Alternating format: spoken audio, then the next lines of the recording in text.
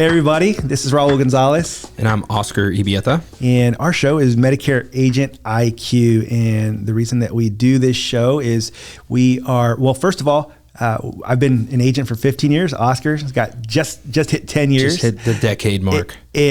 So the reason that we do this show is really our heart is to help agents that are out there. There's agents that could be struggling and not able to grow their business. So we're here to give hints and tips, but also for top producing agents that are looking to continue to sharpen their tools, right? That's what we're here for, is we want to help people to be successful in this business. So a couple of things.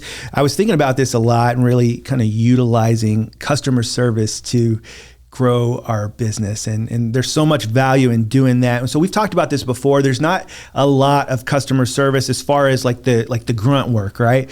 Like P&C agents, if they have someone who buys a new car, you got to be the one to go and swap that car out, right? Your daughter turns 16, you've got to be the one to go in there and do that. In Medicare, it's a lot different, right? Tell me real quick, Oscar, like what does customer service look like for Medicare agents? Typical phone call, the most common one you see is you get a phone call, I lost my card. I can't find my card. Can you tell me how to order a new card? Or it could be something like, can you tell me where I can go to see a dentist with that dental benefit that you talked to me about? Those are some examples. Every now and then you are going to get that phone call that says, hey, I received this bill in the mail.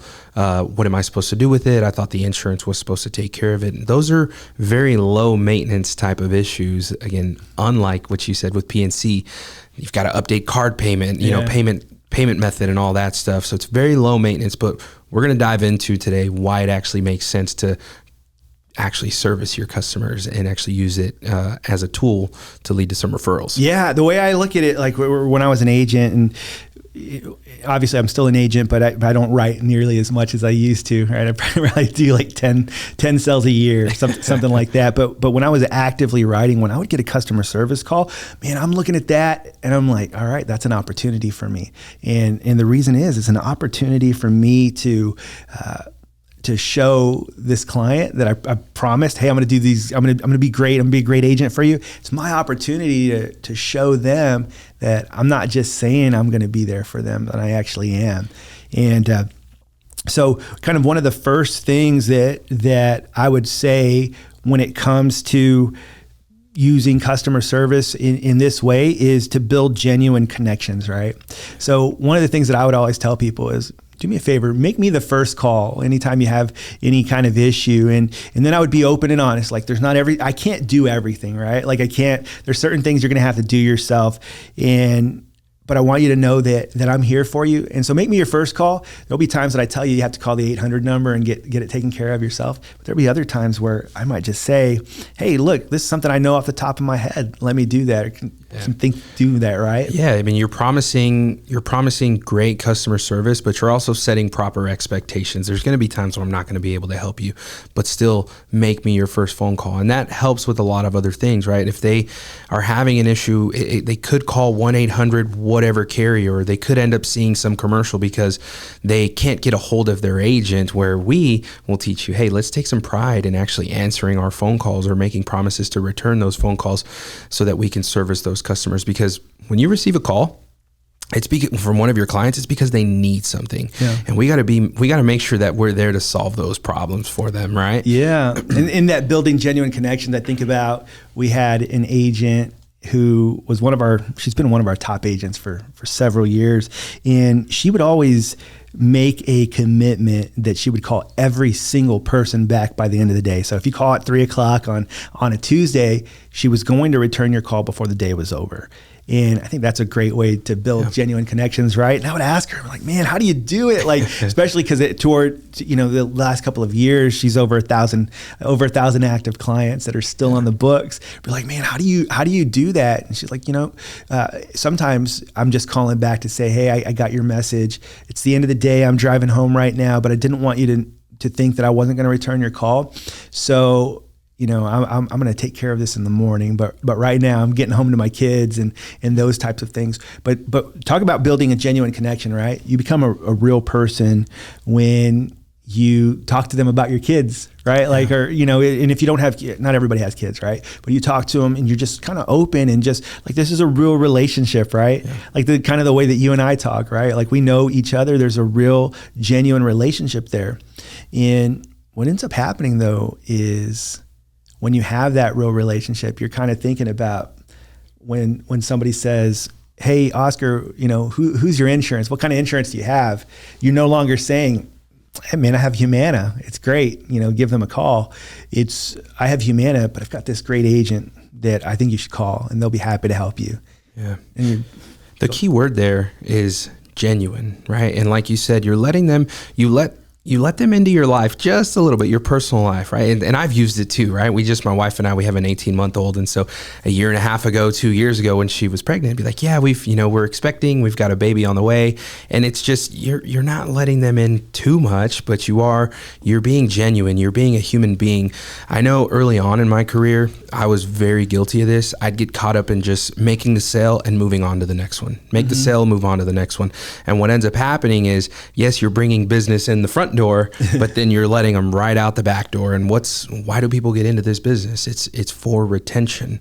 And so whenever you do go and make that sale, you want to make sure that they're going to stick with you. And how do you do that? It's by being genuine and having a real relationship with these people and not just making that sale and moving on to the next one. Yeah, we're here for those residuals. And so I think that's kind of like the primary part of it, right? You're earning your residuals when you answer those questions. But I think that there's so much more that happens with it. It is with the referrals that you can get from it. I think that when I used to work at Humana, we had this thing that we would do 30, 60, and 90-day calls when someone first enrolled. And that first month, what you would do is call and check in on them, make sure that everything is going well, that they got their cards, they got all those things. 60 days just to check in. By the way, have you used your gym membership? Right. Is that something that you need help with? Did you find a good dentist? Those types of things where maybe you're helping people figure that out. And then 90 days, just one last follow up there, and then really trying to call every 6 months after that. Now you get to a point where you have over 500 clients, or really over like 200 clients. It's probably too much, right? So the way that you can earn that is by making sure that you return those phone calls. Yep. Right. Yeah. Answer the phone. That's one of the first things that you taught me when you brought me into this business. You said, hey, if you want to be successful in this business, you got to make sure that you answer the phone, that you return phone calls.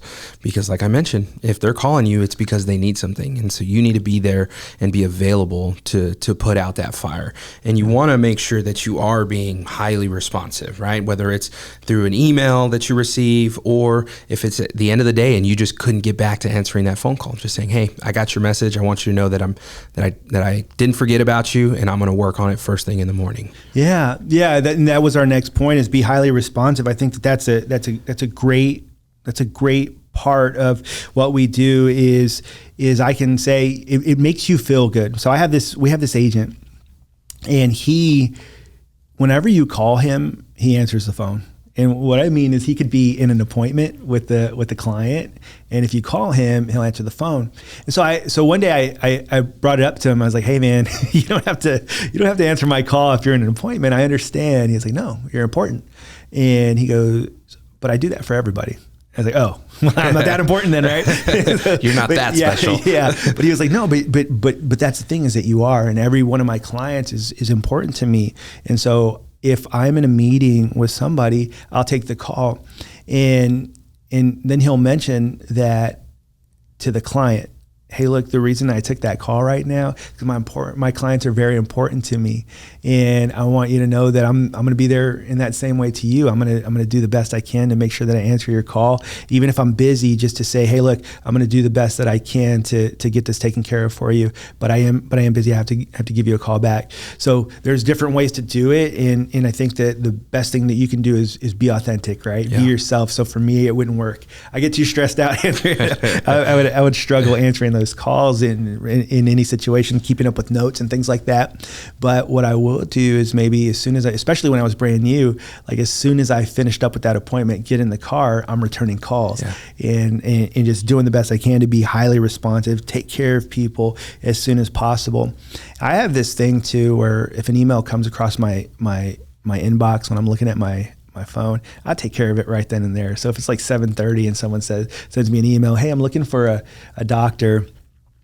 I'm looking for a doctor. Would you, a specialist, would you send me a list? I'll just real quick generate a quick list and do it. That's just the way I do it, but not everybody does. As long as you make sure to take notes or have a way to follow up in the morning, maybe you could just put a note, hey, make sure to follow up on this in the morning. Flag emails. Right. Well, I feel like I can never turn it off. Right. Even when I leave the office, I'm still working and I'm still making sure that I'm available. So if something does come up in the evening time, like you said, I have this note in my phone and it's just called my to-do list. And so the next day I'm going in there, and if there's something that pops into my head at 9 o'clock at night, I'll add it to my to-do list so I know that I've got to take care of it first thing in the morning. Or if you can do it from your phone, then you can just handle it right there. Really just kind of depends. You'll find your style, but that's what those are things that we have done that we know work and have made us successful over the years.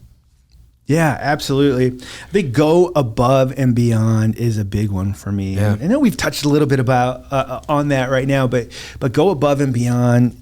There are, and some of it it can be too much, but we have agents that will get a phone call, and some of the people that we serve, right, they're maybe less educated, right, less. Some are not able to read, and that's definitely not something that I mean in kind of in a joking way in any way. Like there's literally people that you'll enroll that can't read, and so sometimes you'll get a phone call from them, or their reading levels maybe second or third grade reading level. There's some that maybe only went that far, and they'll call you and ask you for help. Hey, could you do me a favor and read this letter to me? And we have agents, not all of them, but some agents who will literally just say, okay, I'll be over there tomorrow and I'll read your mail for you. And they kind of do that regularly. Now, obviously it gets difficult, right? When you have 1,000 clients, it gets difficult to continue to do that. But there are ways that you could do that and just say, hey, look, I'm happy to come out. Anytime you get a Medicare bill, like maybe once a month, just drop in for 20 minutes, and hopefully you have a client that's not too far from there that maybe you're enrolling, and so, or you don't feel like you've wasted too much time. But isn't that great? Do you do that? Have you ever done that for people? I mean, you're telling it, and I'm like, I can't think of how many times that I've done that. Now, the cool thing is the technology is just so great these days that sometimes even if they don't have, if they have a smartphone or some kind of phone where they can just take a picture, I just, hey, can you take a picture of that form and let me know what it reads on there? If it's like, because a lot of times it's just an advertisement, or maybe it's not even from their insurance company, and so they may send it that way. Or I have another client that every now and then I'll go and visit her. She asked me to go through her mail. She's like, hey, can you just tell me if I need this or if I don't need it? A lot of it's not even insurance related, but hey, what I'm doing is Oscar's coming over. He's my insurance agent, but here he is helping me do these other things, and he's helping me figure out if I need this piece of mail or not. I've done things where somebody was gifted a speaker and they just couldn't figure out how to connect the speaker and get it going. So there I am helping them with their Medicare insurance, but then we spend the last 15 minutes setting up her Bluetooth speaker, and I'm walking her through on how to connect it. So that way, because these are little things. They're small things that mean big things to them, because you got to think about that senior right there. My daughter said she was going to come over and help me fix this or help me take care of this Bluetooth speaker that I'm trying to set up, but she's just so busy. She's married. She's got 3 kids. Like, they're just always doing something. So I get it. So, hey, while I'm here, I can help you with that. Yeah. So is she still your client? She still is. Yeah, right. Did she ever send you any referrals? Referrals all the time. I bet. Yeah, there's something that happens in those kind of like when you go on the extra mile, when we talked about earlier, building genuine connections and relationships. But when you are going above and beyond for people, it means a lot. Within our agency here in Texas, we do a training. Oscar does it, and it is the MSP program.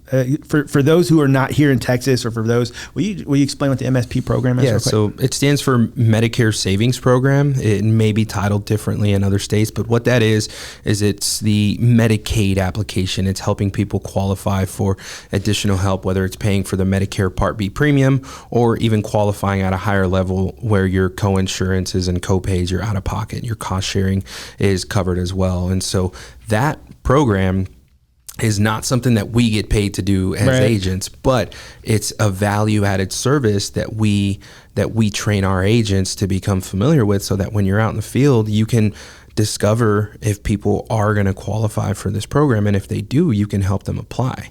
And in helping get them all that extra help, saving this year the Medicare premium is $164.90. So if you can find a way to put that money back into their Social Security check, even though it was theirs to begin with, it feels like a raise. Right. If you can bring the cost of their medications down, that's a huge impact. When we talk about the budgets that these people are working with, if you can put that kind of money back into their pockets, it goes a long way. And so again, we don't get paid to do that, but we train our agents to become familiar with this in the application process, so that that's going to lead to retention. It's going to lead to loyalty. Your clients are going to trust you.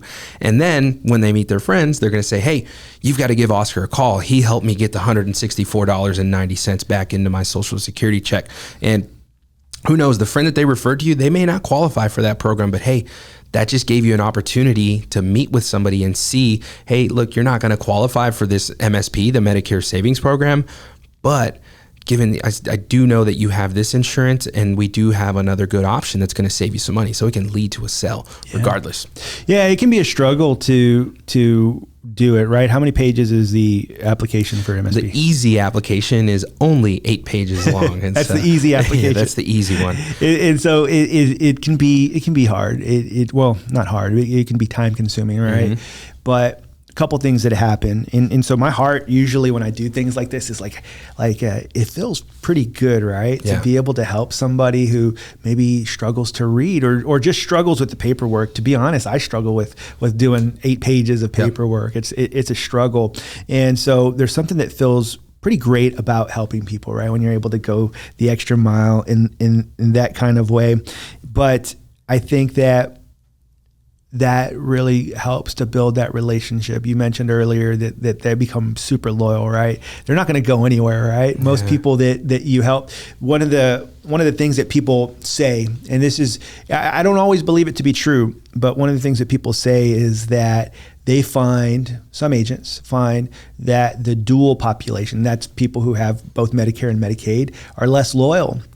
But I don't feel that that's always true. I've never felt that was super accurate, but one of the reasons that I believe that is because I've gone the extra mile to try to help people. Right. And so a lot of times they're not going, like just going and signing someone up isn't enough to create loyalty, right? Yeah. I signed you up. Hope you have a great day. I was super nice to you. I smiled on my way out. Well, you should be loyal, right?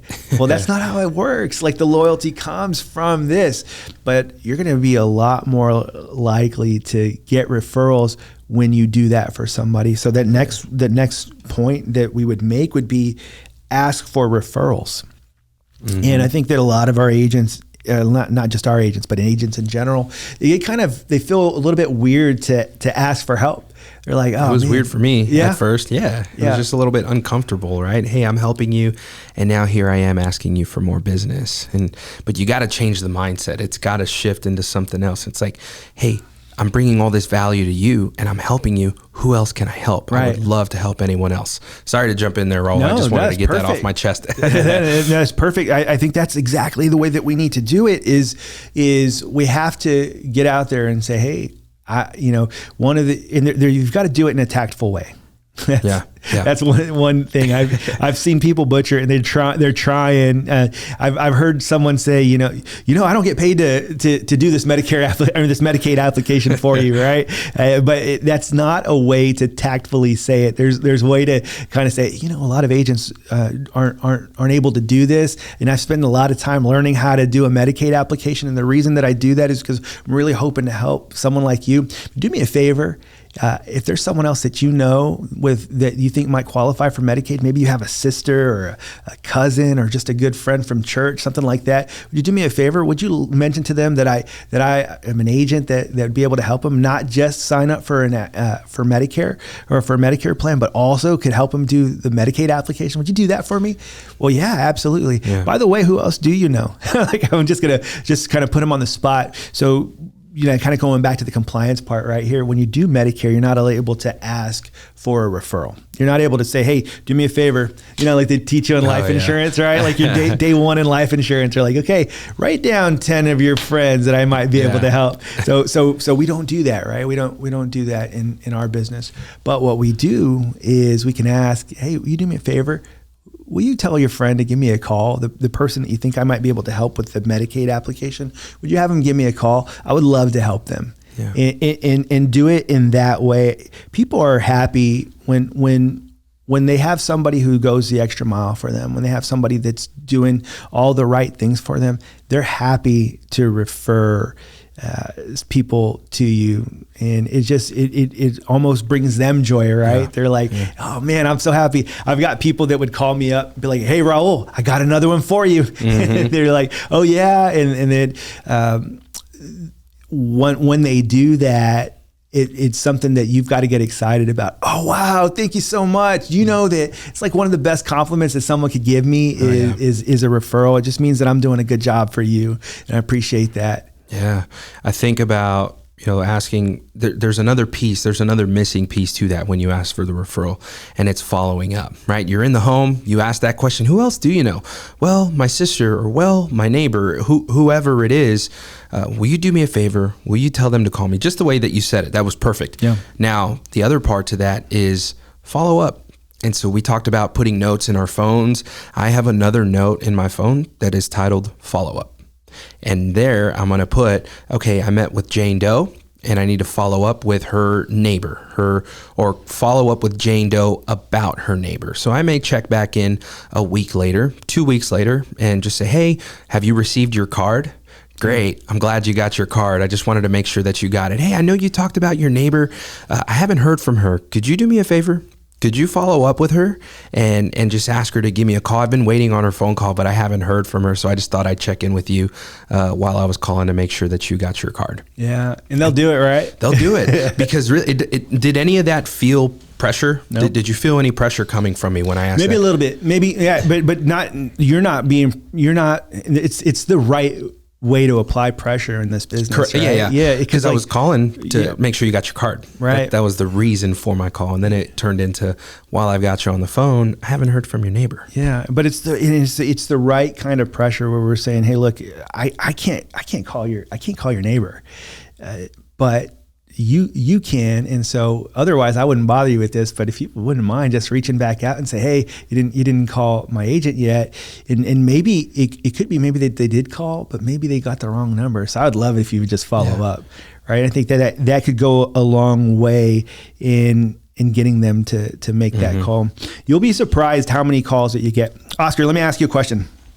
Here we go, on the spot. There you go. If you do get a referral, you haven't talked to a client in 6 months, and you get a referral and someone calls in, hey Oscar, I was given your number by so-and-so, and they told me that you were an agent, and I just wanted to see if you could help me with Medicare. What would you do after you help that person? If it was Janie who referred, who gave you my information, as soon as we hang up the phone, I'm calling Janie. Yeah. And I'm saying, hey, Janie, I just heard from your friend. I just wanted to say thank you so much. I appreciate you referring them to me and thinking of me. A lot of how my business is generated, it's through referrals. Right. And so I want you to know that I'm super thankful and I'm grateful for the fact that you thought of me and you referred your friend to me. Yeah. And depending on the person, I'd be like, those referrals are what puts food on the table. So my son's going to thank you. Yeah, and I've done that. I was like, hey, so now I get to buy my son another toy because you referred somebody to me. Yeah, and then again, what does that go back to our very first thing, which is building these genuine connections, right? And it's all about the way that you say these things, right? You want it to be in sport, right? Like it's not like, whoa, man, I almost didn't eat because but because of you, I can. I get to eat tonight. Finally. Yeah, but you jokingly you just kind of lightly and loosely say these things. But it's building that relationship. Yeah. It's having that relationship, because even now, my wife and I are expecting. And so I do my current customers, when they ask, I check in at the end of our phone call. How's everything going? Everything okay? Great. And they usually ask the same question. Are you doing okay? Yeah, we're doing fine. As a matter of fact, my wife's pregnant. We're having a little girl in August. And so they're just like, oh, that's so great. That's awesome. And it's like, yeah, I'm super excited to have this little girl's going to have me wrapped around her finger, and I can't wait for that. So right. it's just being genuine, putting all of these things together. Yeah. One last thing on that. And so of course, giving a thank you is incredible, right? But CMS, the Medicare Center for Medicare and Medicaid Services, if you don't know, you should know, but they allow nominal gifts. The value of a single gift for a referral can't be more than a $15 fee in retail. Okay.